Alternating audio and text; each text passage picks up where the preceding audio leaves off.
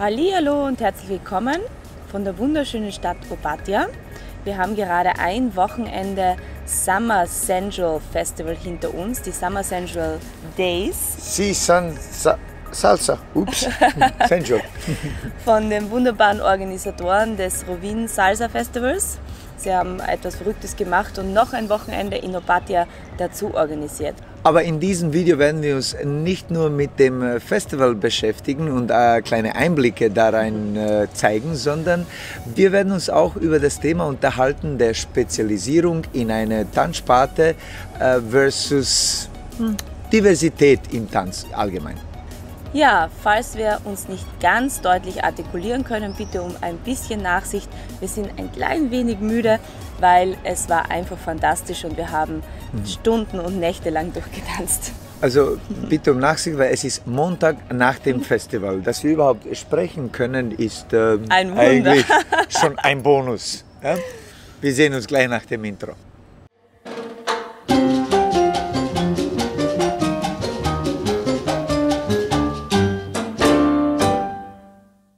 Wie sind wir überhaupt in Opatija gelandet? Wir sind schon von Beginn an bei dem Rovinj Salsa Festival und dann ist eben Summer Sensual Days noch ein Wochenende davor dazugekommen. Und das größte Salsa Bachata Kizomba Festival der Welt, wahrscheinlich das größte, ist noch größer geworden und sie haben noch ein Wochenende davor angehängt in der wunderschönen Stadt Opatija. Es ist eine sehr alte Stadt, die früher zu Österreich gehört hat. Deswegen schaut sie wahrscheinlich so schön aus. Mit all diesen alten Gebäuden und es ist so, man sagt auch, das ist kroatisches Monte Carlo. Hört jemand zu? Nur etwas schöner. Ja, diese Altstadt ist aber aufgepeppt durch modernes Design. Die Kroaten haben hier sehr viel Geschmack. Sehr und es geschmackvoll. Gibt ein tolles Lokal und einen tollen Strandplatz nach dem anderen, wo man entspannen kann und die Musik auch genießen kann. Das Meer, und, so genau, nebenbei. Gute Getränke und einfach diese wunderschöne Aussicht und auch die schönen Gebäude, wie man zum Beispiel hinter uns sieht. Wir sind echt von der Stadt und von dem Ganzen drumherum sehr, sehr beeindruckt. Aber wir waren ja nicht nur wegen der Stadt hier, Nicht? sondern auch wegen den lieben Tänzern und Tänzerinnen, die eine Woche lang sich ganz dem Sensual, sprich ganz Kizomba und Bachata in allen Facetten hingegeben haben. Dadurch dieses Wochenende etwas kleiner war als die anderen zwei, die erst folgen, hat es uns sehr schön an die Anfänge von dem Festival erinnert, vor 14 Jahren? 14 Jahren. Boah, sind wir alt? Ein bisschen. Nur ich. Ich bin alt geworden, sie ist noch schöner geworden. Ja, genau. Gutes Team. Die Erinnerung dieser Anfänge sind es auch, die uns zu diesem Vlog inspiriert haben.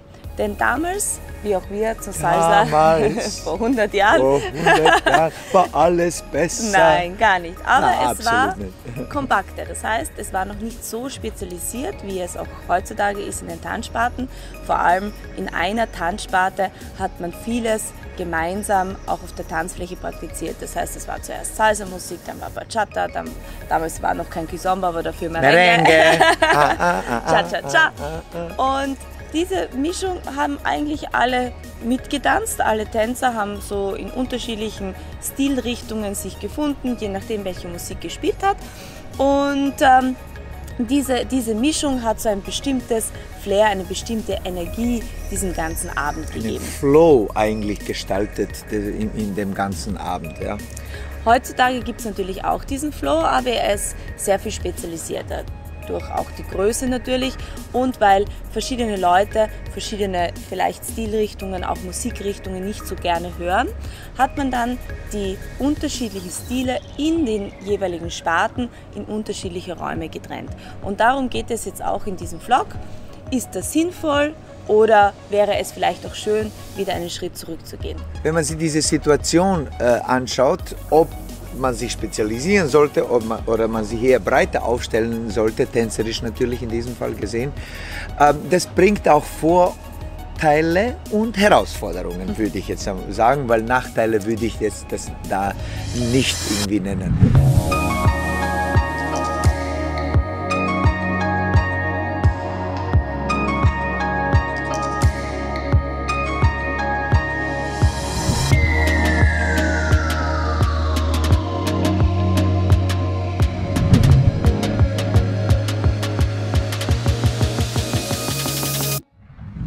uns sind die Tänze, Tanzstile, Tanzsparten wie Sprachen. Je mehr Sprachen man kann, desto mehr kann man kommunizieren, mit mehr Leuten kann man sich unterhalten und das auch qualitativ unterhalten. Spezialisierung auf der anderen Seite auf eine Sprache bringt natürlich die Tiefe und Mehrdimensionalität in eine Richtung, wo man da wirklich das ganz erkunden kann und sich dem komplett geben kann und widmen kann. Da gibt es einfach keine Nachteile. Es sind zwei unterschiedliche Dinge. Was wir allerdings merken, wenn man sich hauptsächlich nur spezialisiert auf eine kleine Rasierklingennische, wenn man so will, und zwar innerhalb von einer Sparte, zum Beispiel jetzt in Kizomba nur Urban Kiz und nichts anderes. Wir sehen das als etwas problematisch, um nicht zu sagen bedenklich, und das hat nichts jetzt nur mit Kizomba zu tun, ob in Tango oder Salsa oder egal welchen Tanzstil. Unserer Meinung nach, es verengt ein wenig auch die Sicht auf die Dinge und man schließt die Meinung oder den Einblick anderer Leute aus. Aber dieses Thema fängt schon ein wenig früher an, nämlich warum gehen wir überhaupt tanzen? Und in den letzten Jahren, beziehungsweise im letzten Jahrzehnt, ist der Tanz in seiner Form, also sprich des Tanzens willen, sehr in den Vordergrund gerückt. Der Tanz hat aber das Ziel der Begegnung mit sich selbst, mit anderen Menschen, für Kommunikation. Es ist sehr spannend, oft mit Latinos darüber zu reden, weil die sehen den Tanz noch ein bisschen anders. Die kommen zu einer Party, unterhalten sich mal zuerst mit Leuten, gehen etwas trinken, nehmen die Musik wahr, die Stimmung und beginnen dann erst zu tanzen, wenn es sich ergibt. Und wir in Mitteleuropa, beziehungsweise ein bisschen weiter gekreist, tanzen, aus dem Weg, ich muss betanzt werden, beziehungsweise ich muss Leute betanzen, aus dem Weg, ich tue Schlafwandel. Wird das ein bisschen anders gesehen. Man geht dort einfach mal hin, primär um gute Tänze zu bekommen und zu geben.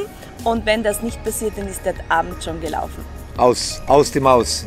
Und dadurch hat sich natürlich auch diese Spezialisierung ergeben, weil je spezialisierter man das Ganze betrachtet, desto mehr oder öfter trifft man Gleichgesinnte in der Sparte und bekommt sozusagen seine Tänze, die man sich wünscht. Aber der Austausch mit verschiedenen Richtungen, mit verschiedenen Meinungen, die Kommunikation mit anderen Leuten, die er sehr bereichert, die geht halt dadurch ein wenig verloren. Wir tragen alle unsere Meinungen mit uns in unserem Rucksack und glauben, dass das richtig ist. Erst wenn wir die Meinungen anderer Leute hören, da wird unsere Meinung auf die Waage gestellt. Und wenn wir sie immer bestätigt bekommen, weil wir uns immer mit den Gleichgesinnten austauschen, wird diese Meinung auch nicht wirklich bereichert und wird nicht erweitert. Natürlich ist es etwas herausfordernd, immer meine eigene Meinung und meine eigene Wahrnehmung gegen eine andere zu vergleichen und mich dann am Rande oder außerhalb meiner Komfortzone zu bewegen. Tanztechnisch gesehen möchten wir alle mit diesem Vlog einladen, verschiedenste Tanzmeinungen, Tanzrichtungen, Tanzsparten, Tanzstile auszuprobieren. Denn je mehr Meinungen bzw. Konzepte man kennenlernt, desto besser kann man für sich das eine oder andere herausnehmen und seine eigene Tanzphilosophie sozusagen kreieren. Das ist das besonders Schöne, wenn man eben Einblicke auch in verschiedenste andere Tanzsparten gewinnt oder wenn man im Latino-Bereich bleiben möchte, in verschiedenen Stile von Kizomba, in verschiedenen Stile von Bachata, Salsa und Co., um auch die Musik, die unterschiedlichen Musikrichtungen für sich in seinem Körper auch spüren und wahrnehmen zu können und dann im Paartanz umsetzen zu können. Zum Beispiel bei der gestrigen Party in dieser fantastischen Burg gab es nur einen Floor und Mixed Musik und DJs, die sich abgewechselt haben und mal Salsa, mal Bachata, mal Kizomba gespielt haben. Und es war eine fantastische, eine sehr, sehr schöne Mischung aus all den verschiedensten Energien. Generell, die Burg war sowieso ein Wahnsinn, aber auch diese Mischung an all diesen verschiedenen Tänzern, die sich dann untereinander austauschen und miteinander verschiedenste Sprachen sprechen. Ach, das war einfach so schön und hat uns an die Anfänge erinnert. Und wenn man dann tatsächlich vielleicht das ein oder andere Lied einmal nicht so gerne mag, dann geht man an die Bar, nimmt sich ein schönes Getränk und... Oder Gott bewahre, man unterhält sich mit anderen Genau. Leuten, wie es ihnen geht und so. Man spricht ja mit ihnen. Genau. Und man widmet sich dem Social Part, weil es heißt ja auch Social Dance. Was bedeutet, Was war das? Social Dance. was bedeutet, Verstehe. es gibt nicht nur Tanz, sondern auch die gesellschaftliche Komponente Tada, darunter. Menschen und so. Und die kann man ja auch praktizieren, wenn einem einmal die Musik vielleicht nicht so gefällt.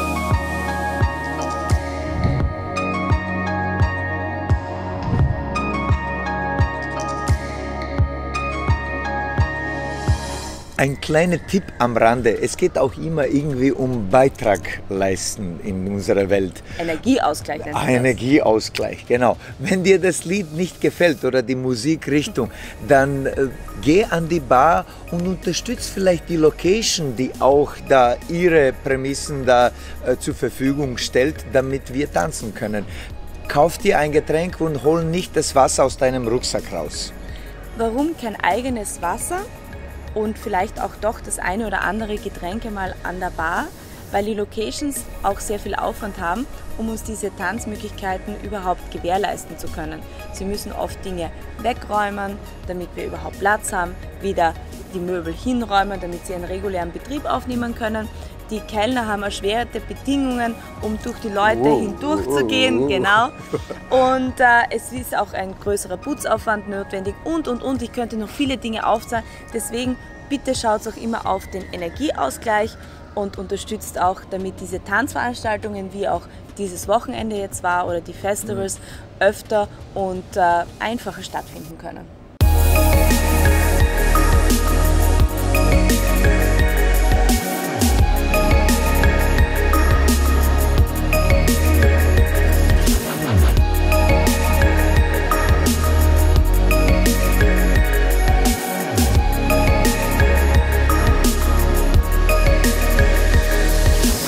Wir schließen dieses Video mit diesem Satz ab. Lern neue Sprachen, damit lernst du neue Leute und Menschen kennen.